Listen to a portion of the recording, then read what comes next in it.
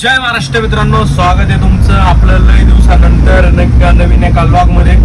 तर आता गाडी लावायला चाललोय खाली. चलो, बाळा शेट पण येते घ्यायला आपल्याला. बघू कसं कसं होतंय व्लॉग. लई दिवसाने व्लॉग चालू केलाय, बघू कसं होतंय काय होतंय. तर बघा गाडी बिडी लावली आता.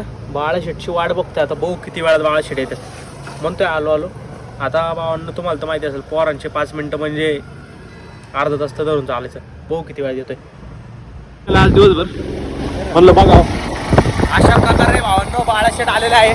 आता चाललोय घरी. जाता आता झोपतो. बघू डायरेक्ट भेटतो तुम्हाला उद्या सकाळी.